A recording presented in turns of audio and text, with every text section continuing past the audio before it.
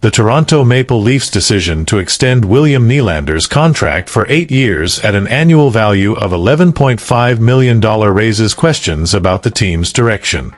Compared to Mitch Marner, another key piece of the Leafs, was investing in Nylander the right choice?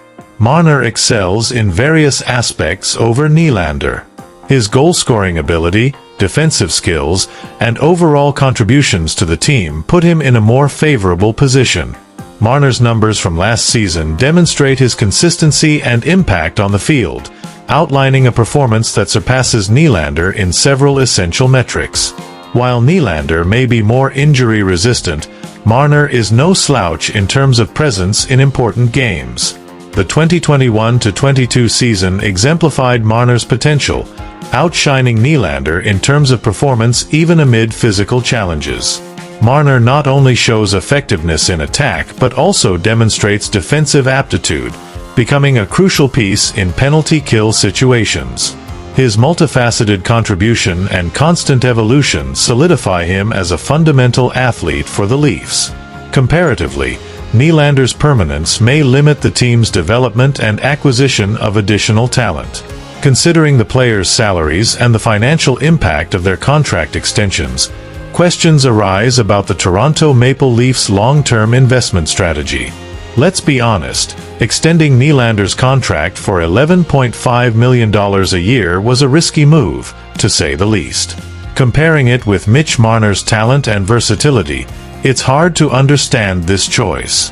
Marner is a player who delivers consistency, defensive skill, and tremendous impact on the ice. Was investing so much in Nylander really the best option for the Leafs? Sure, Nylander may have durability as a trump card, but when we look at overall performance, Marner stands out undeniably.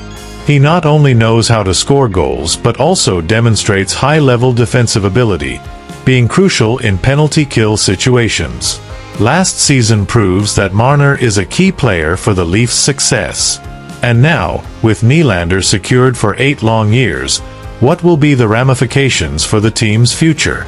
Will this renewal limit the Leafs' ability to strengthen and pursue more talent? It's a valid question that deserves our attention. Given these analyses, the question remains, was renewing Nylander a misstep for the Leafs? And what about the team's future, especially regarding Marner and possible negotiations? The voices of fans and sports observers will certainly echo on these key issues. What's your opinion on the Leafs' trajectory and the team's direction with these contract decisions? We know Marner has been the subject of trade rumors, with many pointing to the Vegas Golden Knights as a possible destination for him. Recently, a bold proposal surfaced on PuckGM, an exclusive tool on the Puckpedia site, which shook the NHL's foundations. On the negotiation table, we have the Maple Leafs receiving Alex Pietrangelo and William Karlsson, while the Golden Knights would get Mitch Marner and Timothy Liljegren. A 2-for-2 trade that certainly sparked fans' imagination. Looking closely, this move makes sense. Toronto would bolster its defense with Pietrangelo, a high-caliber player, and also add Karlsson's offensive power, a star who scored 60 points last season. Meanwhile, Vegas would get a versatile player like Marner, a playmaker who could shine alongside Stone and Eichel. Pietrangelo has a hefty $8.8 million per season contract, but, like Marner, he has a no-movement clause that could complicate the trade. However, the possibility of this negotiation materializing could reshape the prospects of both teams. Elliot Friedman, the NHL insider, previously mentioned a possible connection between Marner and the Golden Knights, pointing to Vegas's savvy in always seeking quality players. This trade, if it happens, would certainly make waves throughout the league. Meanwhile, the new Maple Leafs coach, Craig Berube, expressed enthusiasm in coaching Marner, highlighting his skills and character on and off the ice. On the other hand, Brad Treliving, the team's general manager, kept the suspense about Marner's future, stating only that he is a great asset to the team. This proposed trade, placing Marner in the spotlight and Pietrangelo on the Leafs' blue line, is undoubtedly one of those news items that make Leafs Nation tremble. But is it the right move? We must consider the potential impact Pietrangelo would bring to the Leafs' defense. With his solid presence and high-level experience, he would certainly strengthen a sector of the team that has often been criticized for its inconsistency. On the other hand, losing Marner would represent a significant blow to the Leafs' attack. His creative ability and playmaking have been fundamental to the team's success, and replacing his talent would not be an easy task.